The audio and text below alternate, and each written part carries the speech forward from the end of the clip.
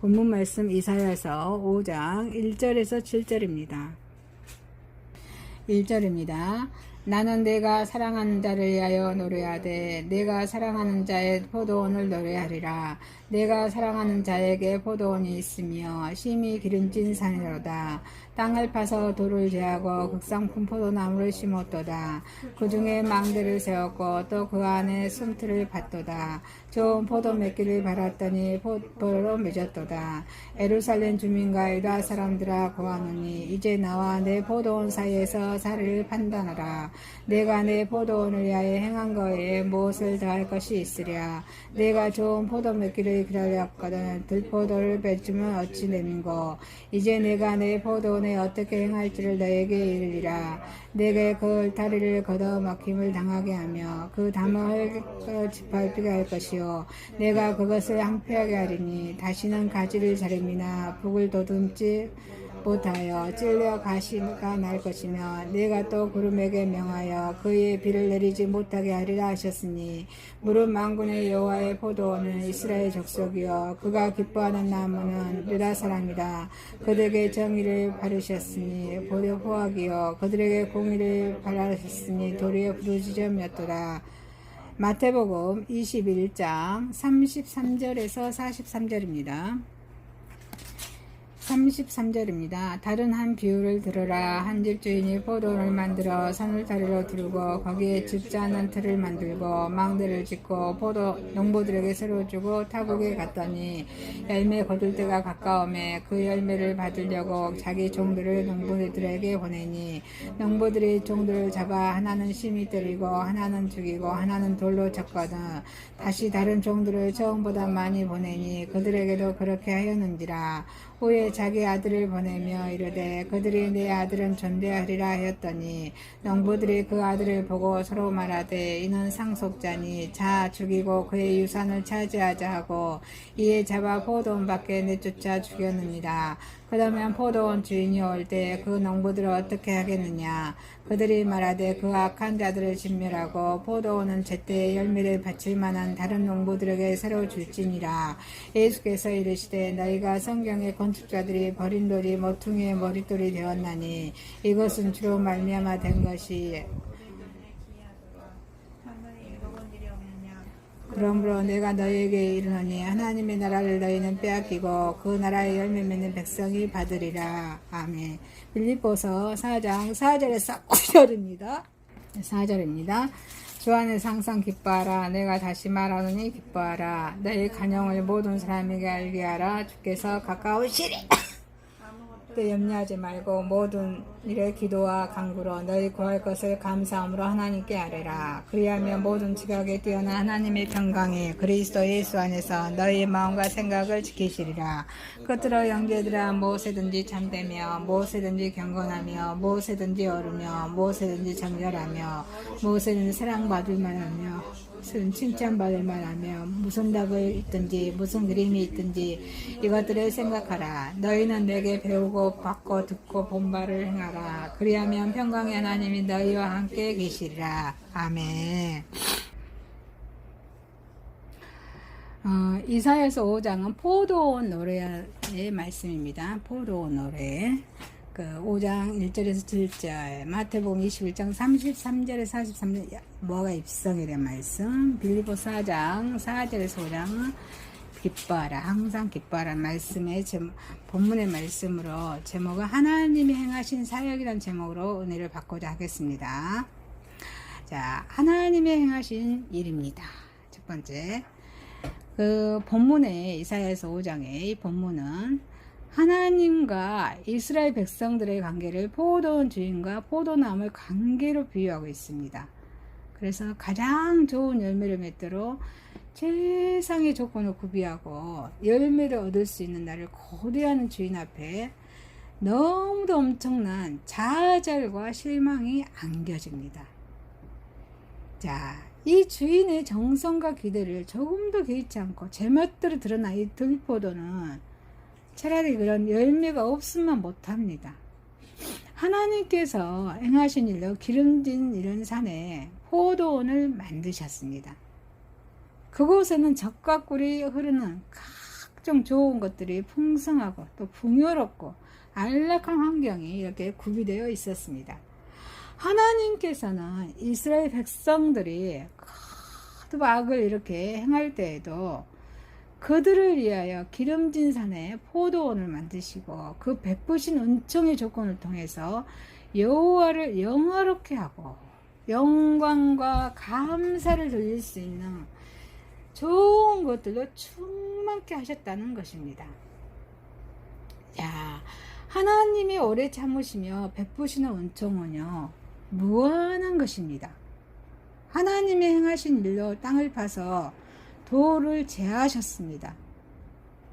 하나님께서는 만드신 그 포도원을 해하지 못하도록 울타리를 이렇게 만들어서 택하신 이런 백성들을 모든 악한 세력으로부터 보호하셨습니다. 저와 여러분도 이렇게 지금 현재 악한 세력으로부터 보호하고 계신 줄 믿습니다. 그래서 탐스럽게 성장하여 아름다운 열매를 맺기에 방해가 되지 않도록 이렇게 포도원 주위에 돌을 제하여 옥토를 만드셨습니다. 돌같이 굳고 안악한 마음을 제시하기 위하여 은혜를 더하시고 열매 맺는 장성한 믿음을 소유하는데 어려움이 없도록 모든 조건들을 하나님께서는 구비하신 것입니다. 하나님께서는 행하신 일로 아주 좋은 포도나무를 심었습니다. 이렇게 완벽한 포도원을 구비하신 하나님께서는 이렇게 완전히 좋은 아주 극상품의 포도나무를 심으신 것입니다.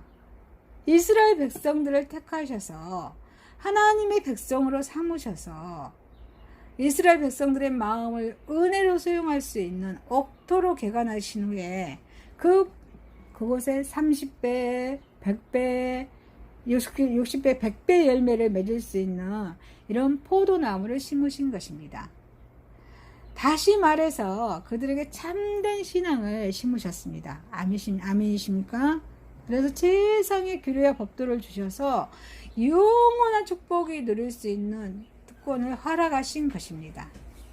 이렇게 좋은 땅에서 좋은 나무가 자라듯 착하고 또 진실된 마음으로 말씀을 듣고 지켜서 인내로써 많은 결실을 하도록 하신 것입니다. 그래서 하나님께서는 행하신 일로 또 망대를 세우셨습니다.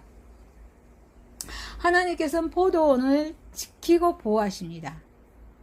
여러분, 저와 여러분은 하나님께서 보호하고 계시다는 것입니다. 그래서 마태복음 22장 33절에 다른 한 비유를 들으라. 한 집주인이 포도원을 만들어 산 울타리로 두르고 거기에 짜는 틀을 만들고 망대를 짓고 농부들에게 세를 주고 타국에 갔더니 라고 말씀하고 계십니다. 그리고 하나님께서는 또 이 포도원을 피난처로 사용하시기도 하셨습니다.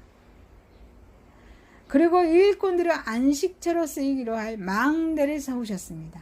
이 망대는 오늘날 교회를 의미합니다. 그래서 하나님의 능력을 체험하는 곳이기도 합니다. 여호와는 스스로 망대가 되셔서 우리의 반석과 요새가 되어주십니다. 아멘이십니까? 늘 우리의 반석과 요새가 되어주십니다. 그래서 또한 모든 죄악과 죽음의 길에서 건져주시고 환난 날에 피할 길을 주십니다.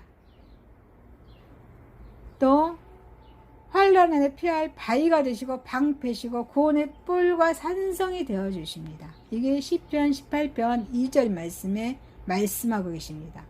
여호와는 나의 반석이시요 나의 요새시요 나를 건지시느시요 나의 하나님이시요 내가 그 안에 피할 바위시요 나의 방패시요 나의 구원의 뿔이시요 나의 산성이시라고 말씀하십니다.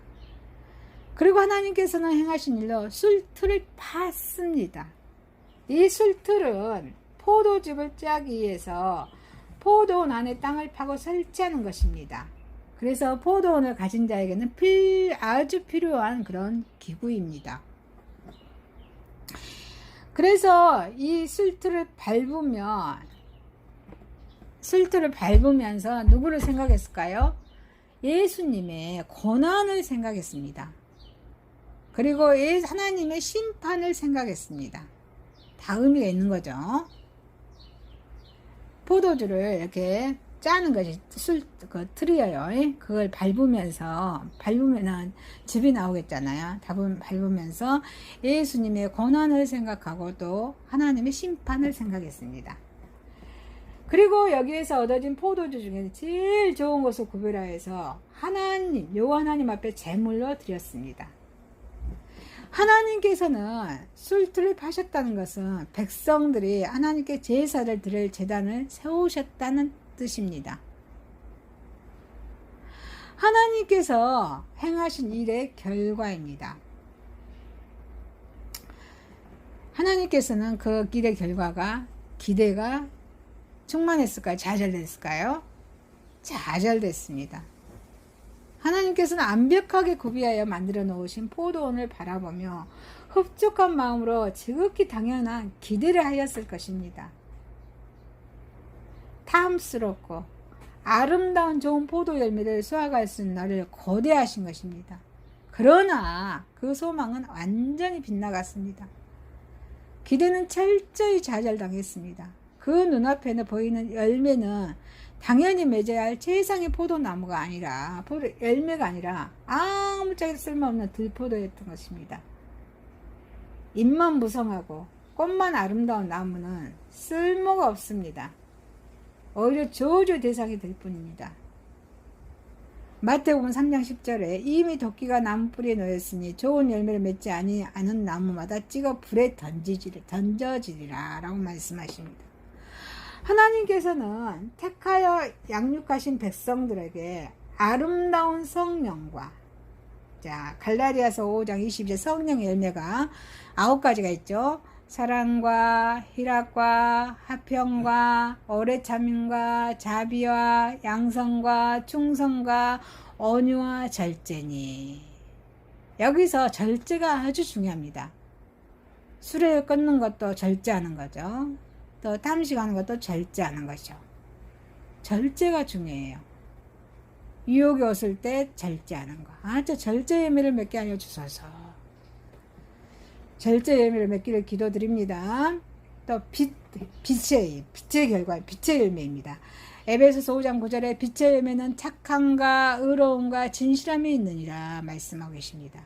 착함과 의로움과 진실함. 또 의의 열매입니다.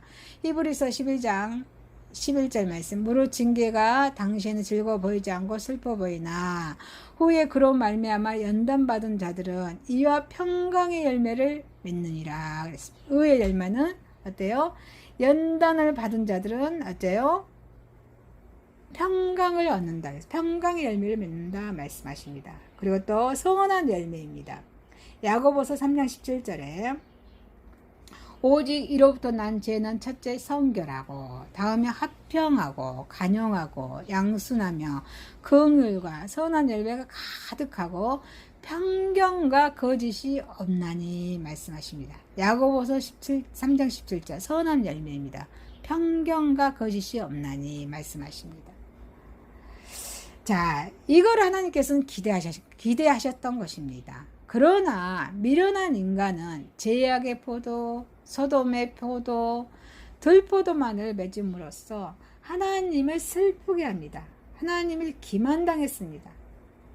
최상의 포도나무에서 들포도가 맺어졌다는 것은 진리에 대하여 변절된 나의 모습을 말합니다.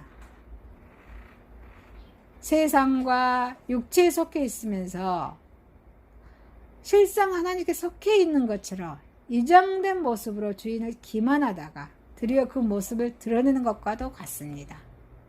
저와 여러분이 이 모습이 아닐까요? 하나님의 은혜와 사랑의 법을 거역하는 곳에는 뭐가 싹틀까요? 죄가 싹틉니다. 그리고 타락의 열매가 맺히게 됩니다. 열매는 그 나무의 진실을 말해줍니다.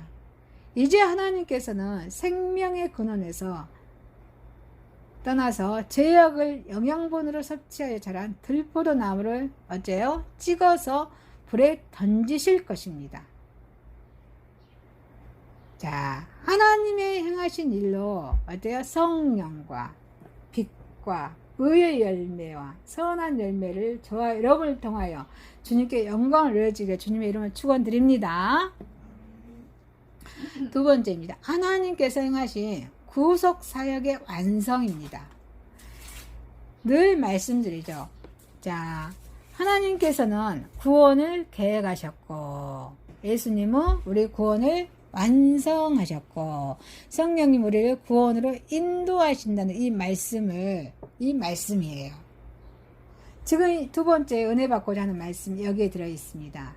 자, 이 앞전에는 비유에 대해서 말씀드렸는데 이번에 들은 비유는 봅니다. 다시 한 비유를 들으라고 하신 예수님 말씀 속에서 도전자에 대한 경고의 말씀에 강화하시는 모습을 찾아보게 됩니다.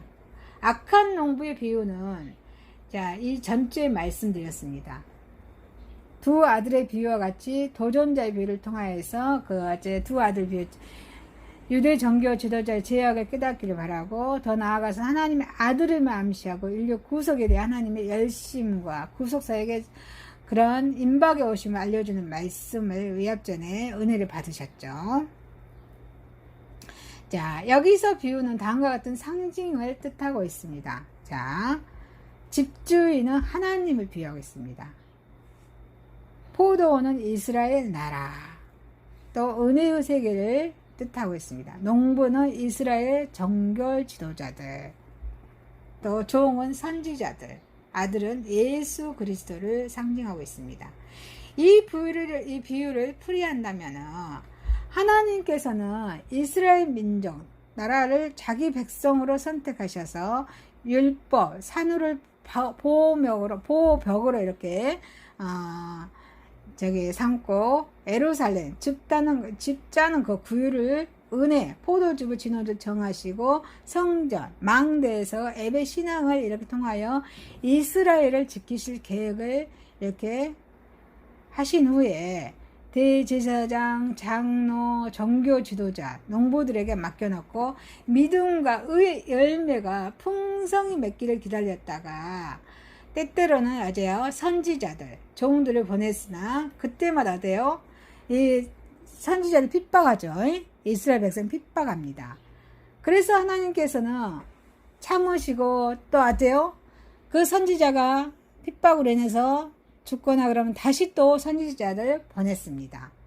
또 역시 이스라엘 백성은 핍박을 하면 어때요? 하나님께서는 참으로 다른 선지자를 보냈습니다. 역시 핍박하면 또 최종적으로 나중에 오신 선지자가 누구였어요? 예수님이에요. 예수 그리스도였습니다. 예수님을 이렇게 보내셨는데 이 대제사장, 종교 지도자, 바리새인들은 예수님이 오신 예수님 어때요?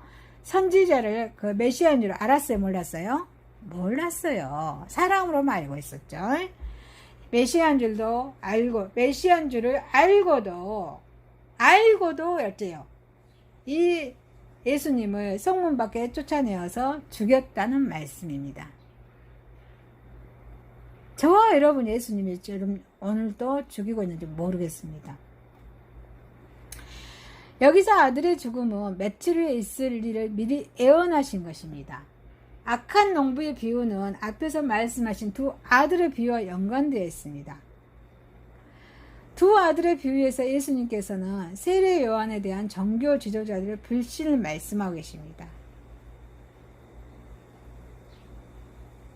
자, 마태복음 21장 32절 읽습니다. 요한이 의의 도로 너희에게 왔거든 너희는 그를 믿지 아니하였으되 세리와 장로는 믿었으며 너희는 이것을 보고도 끝내 뉘우쳐 믿지 아니하였도다. 이 앞줄 말씀하셨죠. 그래요. 또 악한 농부의 비유에서는 궁극적으로 예수 그리스도에 대한 불신을 말씀하고 계십니다. 예수 그리스도에 대한 불신입니다. 예수님께서는 이 두 가지 비유를 통해서 하나님의 그런 구속사역의 역사의 과정을 설명하셨습니다. 그리고 악역을 담당하고 있는 정교 지도자의 폐역성을 지적하고 계십니다. 이렇게 구약의 율법 정행위 종교가 이 몰락하고 회개, 세례, 요한의 세례와 믿음, 예수 그리스도의 믿음에 의한 새로운 종교, 신약, 자, 신약 성경이죠. 신약 시대가 시작되어 있음을 말씀해 주고 계십니다. 이 구원은 행함으로가 아니라 믿음으로 얻는 것입니다. 아멘이십니까? 믿음으로 얻는 거예요. 그래서 믿음으로 얻고 우리는 우리의 삶에서 우리의 행함에서 빛과 소금의 역할이 나타나야 될 줄 믿습니다. 이 부유의 절정은 포도원의 주인이 최종적으로 아들을 보냈는데 그가 주인의 상속자임을 알고도 포도원이 그를 포도원 밖에 쫓아내어 죽였다는 점입니다. 하나님의 구속사의 최종 단계를 암시하는 것으로 아사셀 양이 되어 성문 밖에 버림을 당할 대속주조로서 예수 그리스도의 죽음을 뜻하고 있습니다. 이게 레위기서 16장 10절 말씀이에요. 구약에는 아사셀 염소를 보내서 우리의 속죄를 위해서 죽였잖아요. 그런데 오늘날 예수님을 이렇게 보냈다는 거예요. 밖으로 보내서 죽였다는 것이죠. 골고다의 십자가는 예루살렘 성문 밖에서 세워졌습니다. 율법을 주시고 그 삶의 열매를 기대하여서 선지자를 내보내시던 대제사장과 장로들이 그것을 알고도 알았습니다. 그런데도 빌라도에게 내주어서 십자가에서 죽게 한 것은 하나님의 구속사역의 최종적인 단계였습니다. 그래서 하나님 말씀의 계시의 죽음을 위해서 인류의 구속사역은 완성되었다는 것입니다. 예수님으로서 그래서 우리의 구원은 완성되었다는 것입니다. 아멘이십니까? 그래서 예수 그리스도 대속을 통해서 복음을 주심으로 이 구원이 완성되었습니다. 율법과 예언은 요한의 때까지입니다. 율법과 그 예언은 마태복음 11장 13절에 모든 선지자의 율법이 예언한 것은 요한까지이며 그 이후에는 어때요? 요한 이후에 세례 요한 이후의 시대는 복음의 시대입니다. 하나님께서는 인류의 구원을 계획하셨습니다. 그리고 그 아들 예수 그리스도는 십자가를 지심으로 인간이 하나님 앞에 나아갈 수 있는 길을 놓아주셨습니다. 이게 구원을 완성하신 예수님이시죠. 그리고 구원의 방편이 개인에게 적용되게 하는 성령님께서 하시는 사역입니다. 우리가 구원으로 인도하는 성령님께서 하신다는 것입니다. 그래서 세례요한, 회개, 예수 그리스도의 믿음, 성령, 중생을 통하여서 인간의 구원은 어때요? 완성되는 것입니다. 아니십니까? 이렇게 구원이 이루어져요. 그래서 너희가 회개하여 각각 예수 그리스도의 이름으로 세례를 받고 제사함을 얻으라. 그리하면 성령을 선물로 받으리니 이 성령은 너희와 너희 자녀 모든 먼데 사람 곧 주 우리 하나님이 얼마든지 부르시는 자들에게 하신 것이라 라고 사도행전 2장 38절 39절 말씀하십니다. 예수님께서는 이 부의 결론을 이 악한 자들을 진멸하고 포도원은 제때 실과를 마칠 만한 다른 농부에게 새로 줄지니라 라는 도전자들의 대답으로 내리게 하고 있습니다. 그들은 자신이 미처 깨닫지 못하는 사이에 스스로를 정죄하고 말았습니다. 예수님의 탁월한 변론술을 앞서 두 아들을 비유했을처럼 그들 스스로가 자기 자신들을 심판하도록 하신 것입니다. 그들은 그들의 악함으로 스스로 멸망할 것입니다. 악은 불순종입니다. 그것은 악은 믿지 않는 것입니다. 그것은 불순종을 믿지 않는 것입니다. 믿지 아니하면 적 그리스도의 입장에 서게 되고 그들은 하나님의 은혜 포도원을 잃어서 멸망하게 될 것입니다.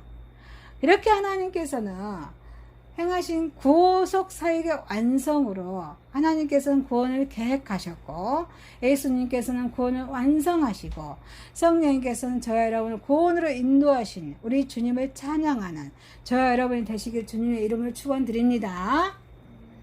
자, 세 번째입니다. 하나님께서 행하신 일 가운데 성공적인 삶의 비결입니다. 자, 그 본문 2절 3절 말씀에 요디아와 순두개에게 서로 갈등을 극복하고 하나 될 것을 권면하고 있습니다. 이게 2절 3절의 말씀입니다. 여러분 이 본문에서만은 요디아와 순두개가 서로 갈등이 있었을까요? 저도 갈등이 있습니다.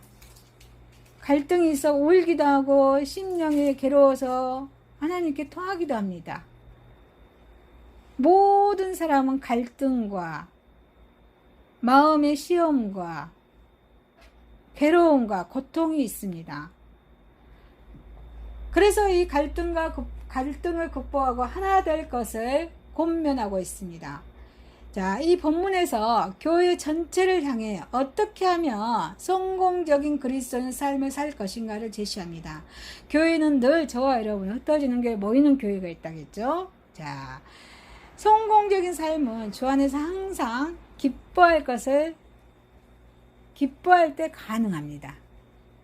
주 안에서 기뻐할 때 가능합니다. 아멘이십니까? 주 안에서 기뻐할 때 가능합니다. 이렇게 바울은, 그래서 바울 선시 빌립보서는 곧중서신서죠. 그래서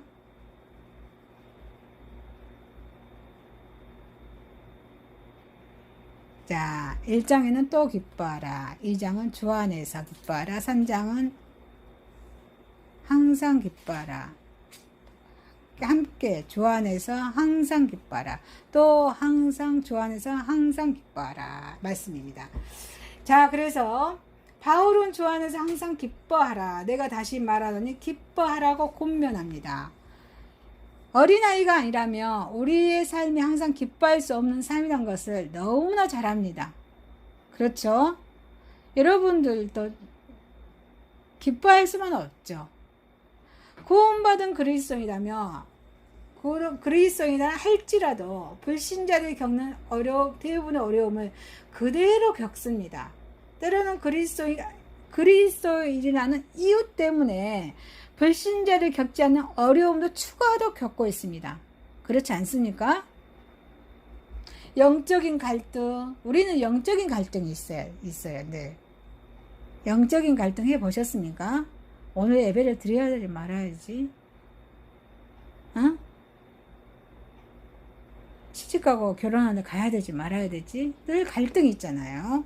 아침에 묵상해야 되지 말아야 되지. 갈등이 있지 않습니까? 가정 문제가 있을 수밖에 없죠. 두 사람이 모인 곳 사이잖아요. 가정 문제, 건강 문제, 경제 문제, 대인관계 문제. 이게 대인관계 문제. 있을 수밖에 없어요. 우리가 겪는 어려움은 일일이 다 열거할 수 없을 정도로 많고 종류도 너무 많습니다. 이것이 우리의 삶입니다. 그래서 항상 기뻐하고 즐거워한다는 것은 불가능한 일이 아닐 수 없습니다. 그러나 이 불가능이 가능하게 되는 것이 그리스도인의 삶입니다. 아멘이십니까? 저도 어제 너무 괴로웠어요. 아주 너무너무 괴로웠어요. 눈이 통통 많이 울어서 눈이 부을 정도로 많이 눈물이 났죠. 머리가 아파요. 많이 울어서. 그렇지만 오늘 예배에 초서 와서 계속 찬양으로 위로를 받습니다. 회복이 됩니다.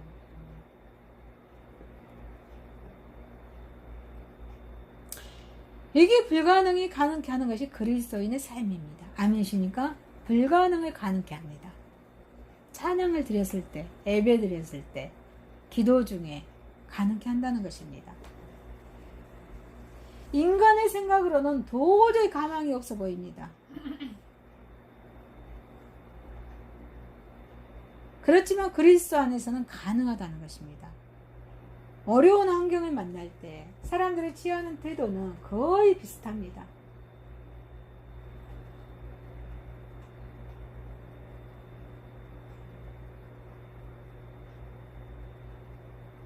사역자한테 복원을 들었을 때 얼마나 힘들겠어요.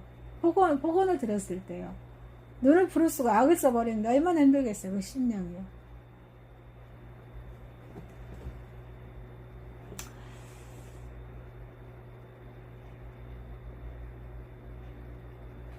그분도 마음이 아파서 그렇겠죠. 안아야죠. 주님의 이름으로 안아야죠.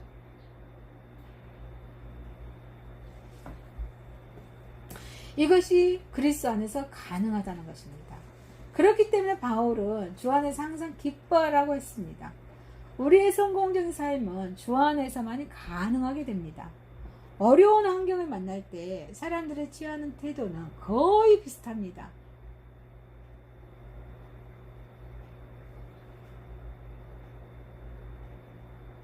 사역자의 사역을 두고 이렇게 했네 저렇게 했네, 그런 말을 들었을 때 얼마나 힘들었겠습니까.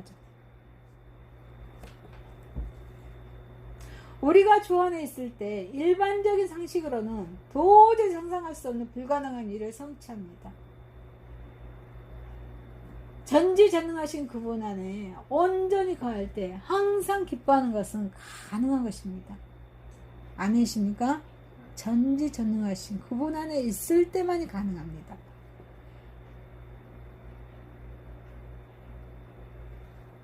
이러한 사람에게 하나님께서는 평강을 선물로 주십니다. 그리스도인은 평강할 때 기뻐하는 것이 아니라 기뻐함으로써 평강을 산출해내는 창조적인 자들입니다. 성공적인 삶은 우리의 관용을 나타낼 때 가능합니다. 바울은 그리스도인의 성공적인 삶을 위해서 항상 기뻐할 뿐만 아니라 너희의 간용을 모든 사람에게 알게 하라고 권면합니다. 여기에서 관용이라 하면 헬라어로 원문을 한마디로 설명하기 어렵지만 대체로 그것은 자신의 개인적인 권리를 기꺼이 양보하면서 다른 사람에게 용서와 친절을 베풀라는 뜻입니다. 아니십니까? 용서와 친절을 베풀라는 뜻입니다. 내 힘으로는 안 됩니다. 주님 안에서 가능합니다. 이렇게 바울은 소수의 몇 사람, 친근한 사람에게 간용을 베풀려고 하지 않습니다. 바울은 모든 사람에게 간용을 베풀려고 말합니다. 권면합니다. 모든 사람 속에는 나를 박해하고 핍박하는 사람, 나의 원수까지라도 포함하여서 있다는 사실을 기억해야 될 줄 압니다. 그렇기 때문에 바울의 공고는 너희 원수를 사랑하며 너를 핍박하는 자를 위해서 기도하라고 마태복음 5장 44절에 말씀하고 계십니다. 주님의 가르침과 이 말씀의 그 맥을 같이 한다고 볼 수 있겠습니다. 모든 사람에게 간용을 베푼다는 것은 쉬운 일이 아닙니다. 그렇죠? 아니에요. 그러나 우리가 그렇게 해야만 하는 분명한 이유가 있습니다. 바울은 그것을 주께서 가까우시니라, 주께서 가까우시리라 말로 설명합니다. 예수 그리스도의 재림이 임박하여 언제 어느 순간에 그가 다시 오실지 모른다는 말씀입니다. 그래서 예수님께서 오시면 성도는 공중의 들림을 받아 그리스도 심판대 앞에서 행한 대로 상을 받게 될 것입니다. 고린도후서 5장 10절에 우리가 다 반드시 그리스도 심판대 앞에 나타나게 되어 각각 선악간에 그 몸으로 행할 것을 따라 받으려 함이라 라고 말씀하고 계십니다. 성도가 그 앞에서 부끄러움을 당치 않기 위해서는 그 땅에서의 우리의 삶이 거룩하고 그리스도의 향기를 발산하는 삶이 되어야 할 것입니다. 그러한 자가 이 땅에서도 평강을 얻게 될 것입니다. 성공적인 삶은 염려 대신에 감사함으로 하나님께 간구할 때 가능합니다. 염려로 가득 찬 삶은 결코 성공적인 삶을 살 수가 없습니다. 여러 가지 일로 인한 근심과 걱정이 우리의 영혼을 짓누르고 있다며 우리의 삶은 활력을 잃게 됩니다. 우리 속에 내주하는 성령은 제대로 활동할 수 없게 됨으로써 마음의 평강을 얻을 수가 없습니다. 성공적인 삶을 살 수가 없습니다. 그래서 펜테코스터는 부적절감을 염려의 원인이라고 말합니다. 어떤 주어진 상황을 제대로 처리할 능력이 없다고 느낄 때 사람은 염려하게 된다고 말합니다. 그래서 사람은 일생을 살아가면서 이러한 일을 수도 없이 경험하게 됩니다. 이에 대한 대처 방안은 하나밖에 없습니다. 그것은 기도로 모든 것 하나님께 맡기고 그분으로 하여금 문제를 해결하도록 하는 것입니다. 아멘이십니까? 바울은 아무것도 염려하지 말고 모든 일에 기도와 간구로 너희 구할 것을 감사함으로 하나님께 아뢰라고 권면합니다. 저와 여러분도 하나님이 나의 아버지시란 사실을 믿고 하나님께 문제를 아뢰고 맡겨야 될 줄 믿습니다. 그래서 하나님이 처리하셔야 할 문제는 우리가 주제넘게 맡아서 처리하려고 한 문제가 아닙니다.